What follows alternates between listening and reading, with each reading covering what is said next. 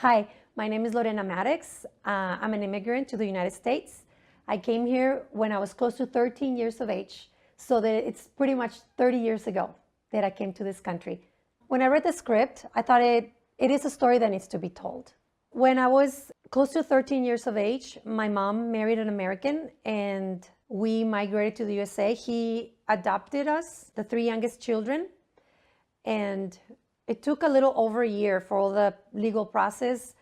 And after that, about a year and a half, we moved from Mexico to El Paso with our green cards. We got green cards because we were adopted by this American man that my mom married. I left family, friends, my house, my street, my food, my groceries, my language, my family. I left everything behind. After we got the green cards, there's a rule that says that you cannot go back to your country of origin for a minimum of 1 year. And that was very difficult because we still didn't speak English, but we're in this country where English is the primary language, and we could not communicate completely with the people around us. I remember so vividly going to the grocery store and just being so frustrated because neither my mom or my brother or myself spoke English. So we're trying to read the containers of the food, and we were hoping so hard that most containers were transparent, so at least we could see what's in there to buy our groceries. But no, most containers are not transparent. So we would try to read and try to figure out what was in there. But many times we would just take groceries home that we had no clue what was in there. And that's how we were introduced to cottage cheese, which we had never seen in Mexico before.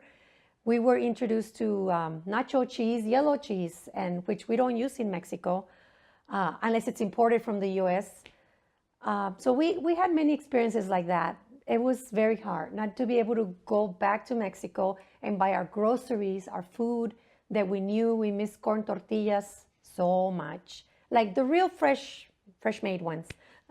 But yes, that's one memory that I have that I'll never forget, not being able to read the labels of the food in English and not knowing what we were eating. I feel like within 3 months, I could fend for myself, like in school, in public school. Then I could help my mom with groceries or with places that we had to go where English was necessary.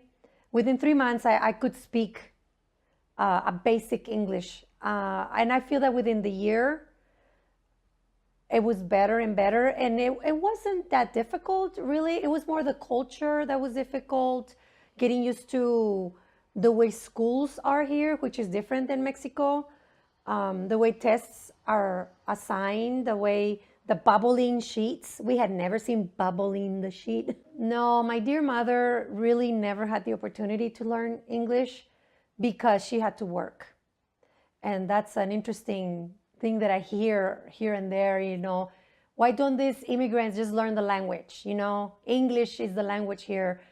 Well, my mother was working in a sweatshop all day from 6 in the morning, sometimes till 2, 4 in the morning, because sometimes the boss would say, we have a deadline, we have to turn things in. She worked in a sewing factory. So she was there till 2, 4 in the morning often, trying to finish things for the deadline. So my mother did not have the opportunity to learn English unless, I don't know, maybe from at night, or I don't know when she would learn English, but she couldn't go to school because she had to work to support us.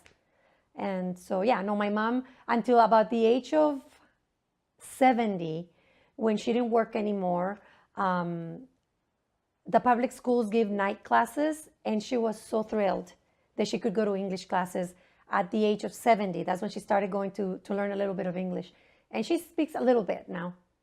My mother would do it probably 1,000 times, yes, 1,000,000 times, yes, because she was the adult in our lives, and the way she explained to us, which as a teenager, I did not understand. And I was very angry that she brought me to this country because I left everything behind, my culture, my language, my friends, my family, our home. We moved from a small home, into a teeny little studio here in the US. We couldn't afford better. But Yes, she would do it again. Absolutely. People in this country don't imagine how much better life is here, at least financially and educational opportunities. My mom would do it again. She would bring us again because there's so many more opportunities here that are not available in our country of origin.